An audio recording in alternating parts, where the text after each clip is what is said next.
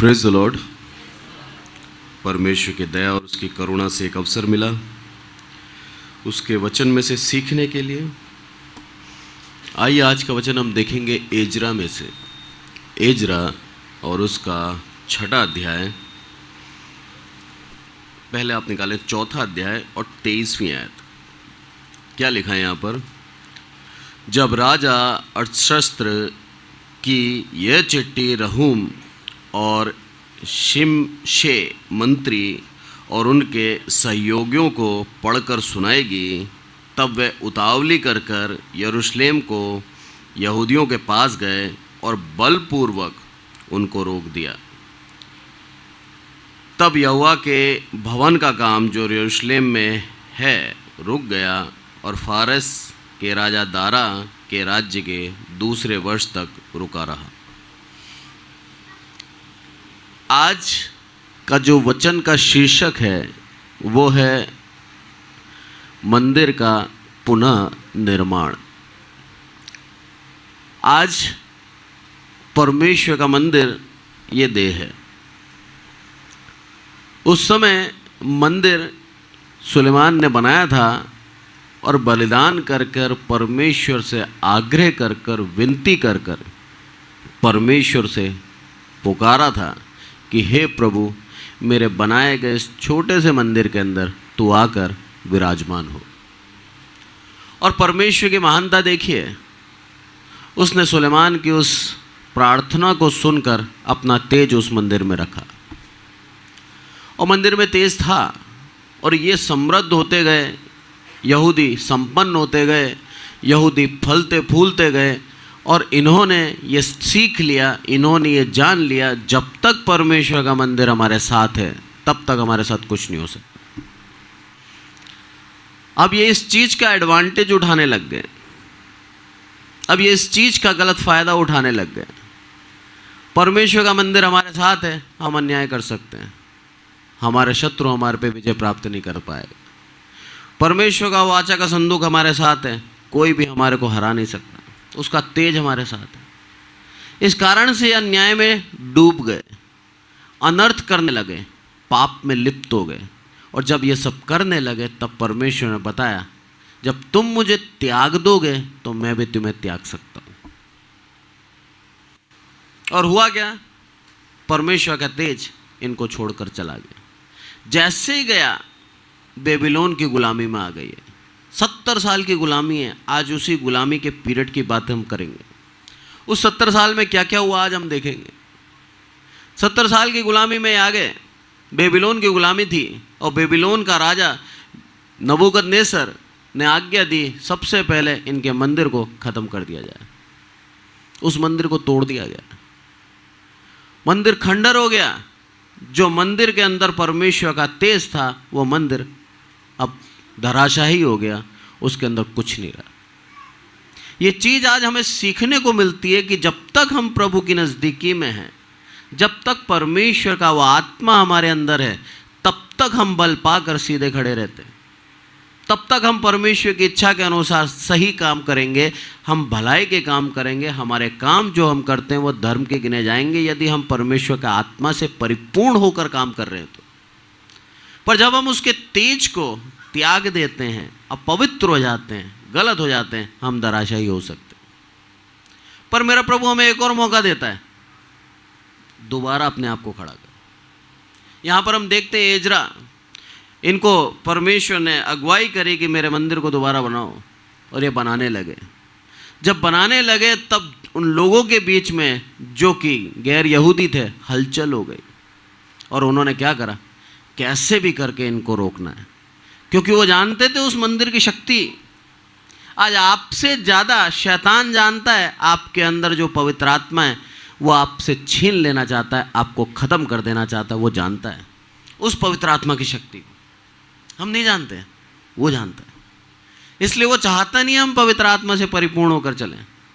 बार बार हमारे जीवन के अंदर वो छीन लेना चाहता है, उस पवित्र आत्मा को हम बुझा देते हैं और हम हमारे सांसारिकता में होकर जीने लगते हैं। वो कहने लगे, बोला अगर यहूदियों का ये मंदिर बन गया, ये वापस इस्टेब्लिश हो जाएंगे, वापस बल पालेंगे, इनको फिर हराना मुश्किल हो जाएगा। बोला बनने मत दो। आज हमारे जीवन के अंदर जब हम दोबारा परमेश्वर के करीब आते हैं, आप जान लीजिए शैतान आपको करीब आने नहीं देगा, अड़चने करेगा, लाएगा, सांसारिकता में फंसाएगा, लोभ में फंसाएगा, परेशानी में फंसाएगा, कैसे भी फंसाएगा कि हम उस वचन को न सुन पाएं। हमारे दिलों को अलग अलग कर देगा ताकि हमारा ध्यान माना जाए। भजन संहिता 138 और उसके दूसरे पद में लिखा है कि परमेश्वर ने अपने नाम से भी बढ़कर वचन को महत्व दिया है। वो वचन को आज शैतान सुनने नहीं देना चाहता, क्योंकि चाहता है, शैतान जानता है अगर वचन सुन लिया गया तो ये देह रूपी मंदिर दोबारा बन जाएगा, दोबारा स्थिर हो जाएगा ये, उसके बाद इसको कोई तोड़ नहीं पाएगा, इसको हिला नहीं सकता। जब ये परिस्थिति आई, ये रुक गया कार्य, और लिखा है दारा राजा के 2 वर्ष ये कार्य रुका रहा। अब इस 2 वर्ष के बीच में हुआ क्या? दानियल चलते हैं, हम दानियल में देखेंगे। दानियल और उसका 6वां अध्याय निकालें आप,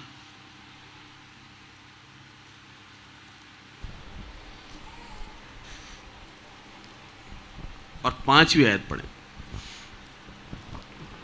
तब वे लोग कहने लगे, हम उस दानियल के परमेश्वर की व्यवस्था को छोड़ और किसी विषय में उसके विरुद्ध कोई दोष न पा सकेंगे। कोई नहीं पा सकेंगे दोष।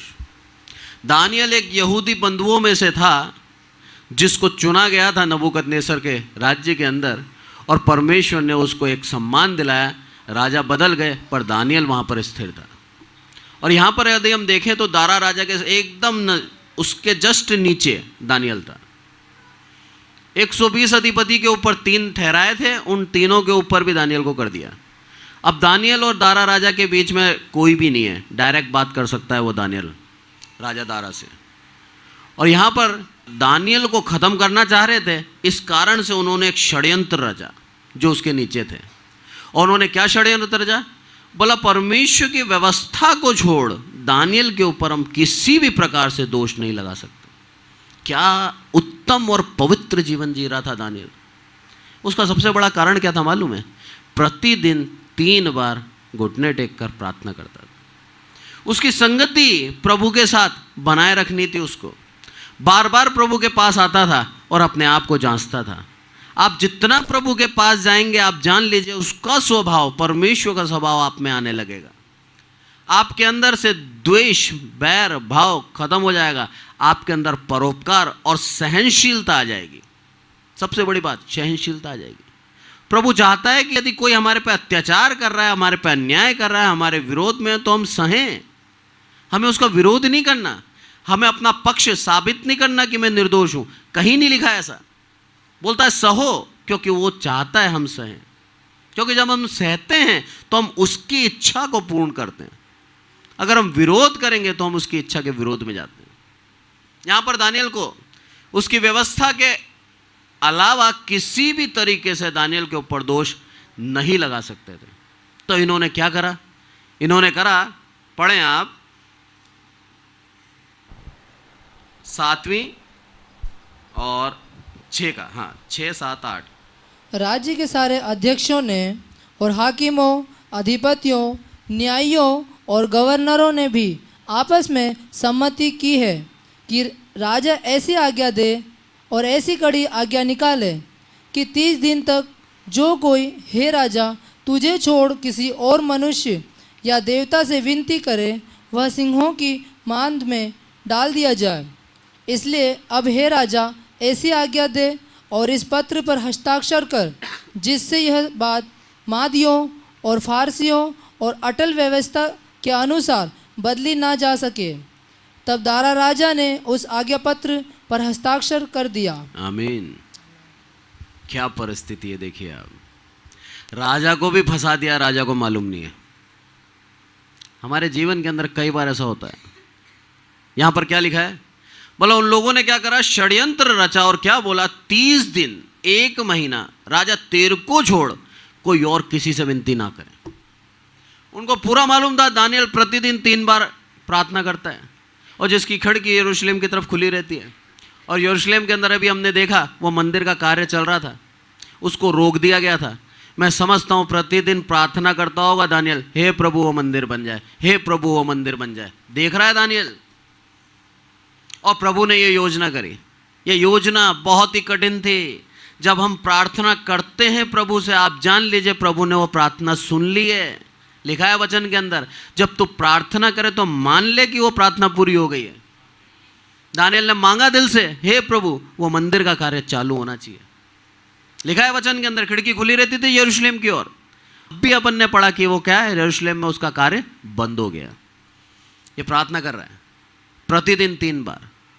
1 महीना यानी कि 90 प्रार्थना इसकी बंद हो जाती। 90 प्रार्थना।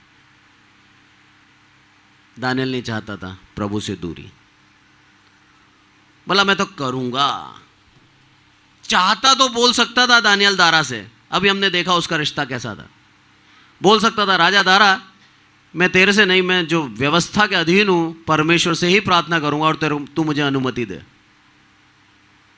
हो सकता है राजा दारा उसको दे देता, हो सकता है नहीं देता, पर राजा दारा के सामने उसने हाथ नहीं फैलाया। 10वीं आयत जब हम पढ़ते हैं उसके अंदर साफ लिखा है, तब दानियल को मालूम हुआ कि उस पत्र पर हस्ताक्षर किया गया है। तब वह अपने घर में गया जिसकी उपरोठी कोठरी की खिड़की यरूशलेम की ओर खुली रहती थी। अपनी रीति के अनुसार जैसा वह दिन में 3 बार अपने परमेश्वर के सामने घुटने टेक कर प्रार्थना और धन्यवाद करता था, वैसा ही तब भी करता रहा। आमीन। मालूम है अब भी करूंगा, अभी मर जाऊंगा। राजा ने पत्र पे हस्ताक्षर कर दिया। वो खुद नहीं बदल सकता, उसको सारे नियम मालूम है। महादी और शास्त्रियों के नियम से वो पूर्ण रूप से अवगत था कि कुछ भी हो जाए, अब राजा चाहकर भी अपने नियम को नहीं बदल सकता। उसकी जान जाने वाली है, वो सिंहों की मांद में जाएगा, उसको 100% मालूम है। उसके बावजूद भी उसने उस परेशानी के ऊपर दृष्टि नहीं करी, उसने परमेश्वर की ओर दृष्टि करी। उसके मन में यही इच्छा थी कि प्रभु मैं मर जाऊं चलेगा, पर यह मंदिर तेरा ये बनना चाहिए। ये जो मेरी इच्छा है उस मंदिर को बनाने की तूने मुझ में डाली है, ये पूर्ण होना जरूरी है। आपके जीवन के अंदर आप रहें या ना रहें, आपके अंदर वो परमेश्वर का मंदिर होना जरूरी है। नए नियम के अंदर यदि हम देखें तो प्रभु यीशु मसीह बोलता है, नित्य प्रार्थना करते रहो और हियाव ना छोड़ो। लूका के अंदर कहता है प्रभु। तो हमारे को कार्य दिया है नित्य प्रार्थना करने का, और बोला है धीरज मत खोना, 100% मैं तुम्हारी सुनूंगा। यहां पर ये देखते हैं हम, दानियल ने वही करा, नित्य प्रार्थना कर रहा है और दिन में 3 बार कर रहा है। जैसे इसने ये प्रार्थना करी वैसे ही चुगली खाने पहुंच गए और राजा दारा टेंशन में आ गया। बोला ये तो मेरा करीबी था, ये तो अच्छा था, ये निर्दोष है, इस निर्दोष की हत्या मेरे हाथ में आ जाएगी, पर अब करूं क्या? बोला मैं चाहकर भी इसको रोक नहीं सकता। सुबह से लेकर शाम से लगा दी उसने उसको आदेश देने में कि इसको डाल दो। लिखा है यहां पर, यह बात सुनकर राजा बहुत उदास हुआ और दानियल को बचाने के उपाय सोचने लगा और सूर्य अस्त होने तक उसे बचाने का यत्न करता रहा। सुबह से लेकर शाम हो गई, सोच रहा है कौन से नियम के अनुसार बचा लूं, कैसे बचा लूं, कैसे करूं, ये धर्मी जन है, ये मर जाएगा। पर उसको मालूम नहीं था सर्वशक्तिमान परमेश्वर उसके साथ है। आज हमारे जीवन के अंदर कई बार हम सुधरना चाहते हैं, लोग हमें सुधरने नहीं देते। पर यहाँ पर लिखा है जब तक उस मंदिर को नहीं बनाया तब तक वो प्रयास करते रहे। एजरा उधर से प्रार्थना कर रहा होगा, दानियल इधर से प्रार्थना कर रहा है, प्रभु के दास हागे अलग प्रार्थना कर रहा है, सबकी प्रार्थनाएं चल रही हैं, वो मंदिर बनना तय था।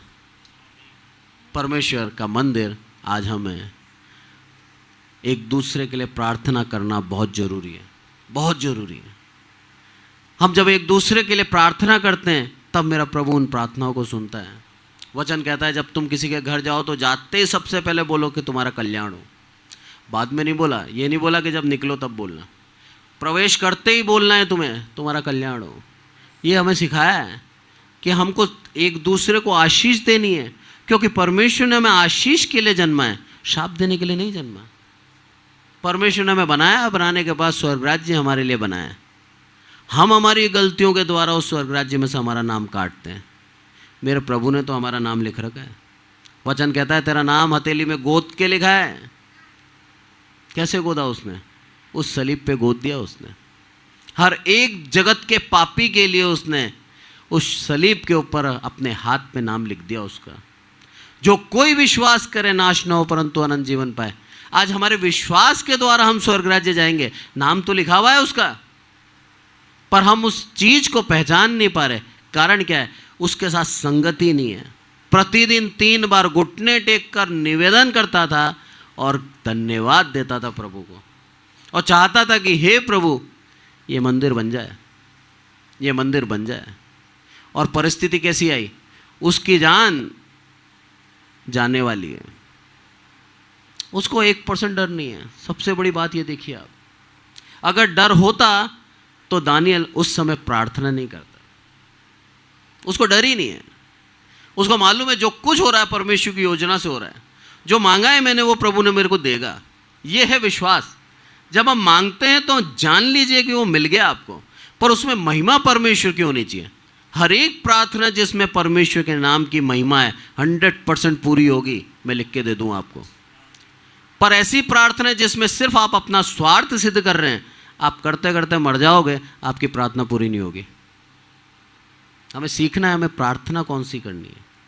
यहाँ पर प्रार्थना दानियल ने जो करी, उसके कारण दानियल के ऊपर अब ये परीक्षा आई। और क्या कठिन परीक्षा थी, आप देखिए। आदेश दे दिया गया, बोला जाओ और दानियल को क्या कर दो, सिंह की मान में डाल दो।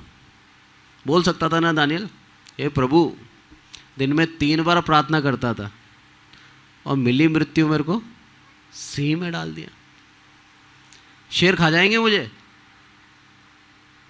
डर आ सकता है एक, अगर सांसारिक होता तो, बहुत बड़ा तो है ये, पर आत्मिक था। उसको मालूम है कि हर एक चीज के पीछे परमेश्वर की योजना है। ये दारा राजा जो चाहता नहीं था, पहले से जानता था दानियल एक धर्मी व्यक्ति है। इस धर्मी व्यक्ति को उसने सिंह की मान में डाल दिया। अब आगे पढ़े आप 19वीं आयत। भोर को पौ फटते ही राजा उठा और सिंहों के गड्ढे की ओर फुर्ती से चला गया। और 20वीं पढ़े। जब राजा गड्ढे के निकट आया तब शोक भरी वाणी से चिल्लाने लगा और दानियल से कहा, हे दानियल, हे जीवते परमेश्वर के दास, क्या तेरा परमेश्वर जिसकी तू नित्य उपासना करता है तुझे सिंहों से बचा सका है? आमीन। दारा राजा को विश्वास था और उसी विश्वास के अंदर पूछता है आवाज दे के, हे दानियल, हे दानियल, क्या तू जिसकी उपासना करता है परमेश्वर। दारा को मालूम था क्यों उपासना नित्य करता है। उसके बावजूद भी देखो दारा ने उस हस्ताक्षर पत्र पे साइन करे। यानी कि परमेश्वर जानबूझ के गलती करवाता है, जानबूझ के। वो पराक्रमी है, सामर्थ्य है, उसको बताना है। और यहाँ पर दारा राजा ने जैसे ही उसको आवाज दी, नीचे से दानियल क्या बोलता है, तब दानियल ने राजा से कहा, हे राजा, तू युग युग जीवित रहे। मेरे परमेश्वर ने अपना दूध बेचकर सिंहों के मुंह को ऐसा बंद कर रखा कि उन्होंने मेरी कुछ भी हानि नहीं की। इसका कारण यह है कि मैं उसके सामने निर्दोष पाया गया, और हे राजा, तेरे सम्मुख भी मैंने कोई भूल नहीं की। आमीन। ना मैंने तेरे सामने कोई भूल करी, ना मैंने परमेश्वर के सामने करी। मैंने तेरे सामने विनती कर कर परमेश्वर को अपमानित नहीं किया। परमेश्वर से ही मांगा मैंने, पर इसका मतलब यह नहीं कि तेरे विरुद्ध मैंने कुछ करा। तेरे विरुद्ध भी कुछ नहीं किया। पूर्ण रूप से जब ये शब्द उसको सुनाई दिए गए, दारा राजा प्रफुल्लित हो गया, खुश हो गया कि परमेश्वर ने दानियल को बचा लिया। अब परिस्थिति विपरीत हो गई। जिन लोगों ने दानियल को मारना चाहा था, उनको बांध के डाल दिया गया। पूरी कहानी हमें अच्छी तरह मालूम है। और वो लिखा है कि वो नीचे भी नहीं पहुंचने पाए थे कि शेरों ने झपट कर उनको फाड़ खाया। और ये दारा राजा जो 2 साल हमने पढ़ा है, 2 साल तक मंदिर का काम रुका हुआ था। जब ये पूर्ण घटना दारा राजा के सामने हुई और ये जान गया कि सर्वशक्तिमान परमेश्वर एक ही है, तब दानियल के राज्य के अंदर, तब दारा राजा ने अपने राज्य के अंदर दानियल के सम्मुख एक आज्ञा दी। उस आज्ञा में विशेषता है। लिखा है यहाँ पर 25वीं आयत, तब दारा राजा ने सारी पृथ्वी के रहने वाले देश देश और जाति जाति के सब लोगों और भिन्न भिन्न भाषा बोलने वालों के पास ये लिखा, तुम्हारा बहुत कुशल हो, मैं ये आज्ञा देता हूँ कि जहाँ जहाँ मेरे राज्य का अधिकार है वहाँ के लोग दानियल के परमेश्वर के सम्मुख कांपते और थरथराते रहें, क्योंकि जीविता और युगान युग तक रहने वाला परमेश्वर यही है। उसका राज्य अविनाशी और उसकी प्रभुता सदा स्थिर रहेगी। आमीन। आज्ञा दे दी उसको, बोला जहाँ जहाँ मेरा राज्य है हर एक जगह परमेश्वर को मानना अनिवार्य है, माना जाए। ये दारा राजा ने न केवल इसको बोला पर मानने के लिए उस मंदिर को बनाने की आज्ञा भी दी। अब एजरा में आए आप और 6 अध्याय और 8वीं आयत पढ़ें।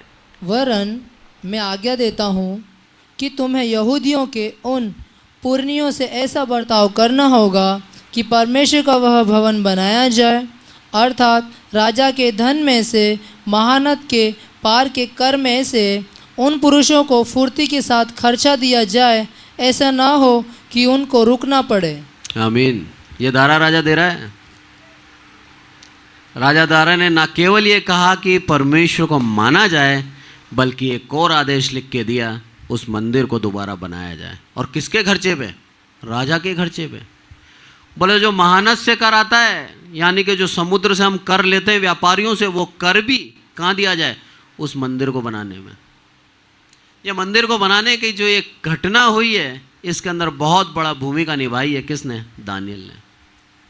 आपके जीवन में जब आप प्रार्थना करते हैं बदलने की, प्रार्थना करते हैं मसीह में बढ़ने की, आप जान लीजिए आप सीधाई से, आसानी से, सरलता से नहीं बदलोगे। प्रभु जानता है कि किस तरह से आपको बदलना है। आपके जीवन में वह कैसा अनुभव देगा कि आप उसकी महानता को पहचान जाओगे, फिर जीवन भर उसको नहीं छोड़ोगे। उस अनुभव के लिए प्रार्थना करें कि प्रभु तेरी महानता बता मुझे। दारा राजा के जीवन में अनुभव हुआ। दारा राजा को पता लगा कि दानियल को सिंह की मान से बचाने वाला सर्वशक्तिमान परमेश्वर यहोवा है। इसको छोड़ और कोई ऐसा परमेश्वर नहीं है जो इस सिंह की भूखे शेरों से बचा सके। जब उसको वो अनुभव हुआ, तब उसने दोबारा वो निर्माण का आदेश दे दिया अपने खर्चे पे कि ऐसे परमेश्वर का मंदिर मैं अपने पैसों से बनाऊं, उसकी दया, उसकी करुणा मुझ पर भी होगी। प्रभु चाहता है आज हमें दोबारा रिबिल्ड करना, दोबारा हमें नया बना देना, दोबारा हमें परमेश्वर के करीब लेके आना। प्रभु चाहता है आज उससे मांगे वो अनुभव उसकी महानता का। आपके जीवन में जब वो अनुभव आप देखेंगे, आप उसको छोड़ोगे नहीं कभी, हमेशा उसके पास लगे रहोगे। हर अवस्था में उसकी स्तुति, प्रशंसा आपके मुख से होगी। आपके घर में खाना हो या ना हो, आपका धन्यवाद उसके लिए निकलेगा कि हे प्रभु, तू मेरा प्रभु है, इससे बड़ा और मुझे और कुछ नहीं चाहिए। आज का वचन हमें बहुत ही सरलता से सिखाता है कि मेरा प्रभु महान है। उस महान प्रभु के लिए हम पवित्र और निर्दोष, और इस मंदिर को जो देहरूपी मंदिर है, अगर टूट गया दोबारा नया बनाए। रिस्टोर नहीं बोला, रिबिल्ट बोला है। रिस्टोर मतलब सुधार होता है। प्रभु सुधार नहीं करता, प्रभु नया बनाता है। बहुत अंतर है। पैचेस नहीं लगाता, पेमंद नहीं लगाता, पूरा नया करता है। आज आपको पूरा नया करना चाहता है, मुझे पूरा नया करना चाहता है। ज़रूरत है तो पूरा नया करेगा। और अगर हम परमेश्वर के नज़दीकी में ऐसे ही बने हुए हैं, तो मेरा प्रभु चाहता है ऐसे ही बने रहें, बिगड़े नहीं, क्योंकि अंत का समय नज़दीक है। हम देख रहे हैं आज परिस्थितियां गंभीर होती जा रही है। प्रभु चाहता है हम ऐसे ही बने रहें, उसका आदेश है, वचन में लिखा है। यहाँ पर हम देखते हैं दारा राजा ने उसको क्या बोला कि सब कुछ दिया जाए। और यहाँ पर 11वीं आयत अगर मैं पढ़ूँ, उसके अंदर लिखा है, फिर मैंने आज्ञा दी कि जो कोई ये आज्ञा टाले, उसके घर में की कड़ी निकाली जाए और उस पर वह स्वयं चढ़ाकर जड़ा जाए, और उसका घर इस अपराध के कारण बुरा बनाया जाए। परमेश्वर जिसने यहाँ अपने नाम का निवास ठहराया है, वह क्या राजा क्या प्रांत सबों को जो ये आज्ञा टालने और परमेश्वर के भवन को यरूशलेम में है नष्ट करने के लिए हाथ बढ़ाए, नष्ट करे।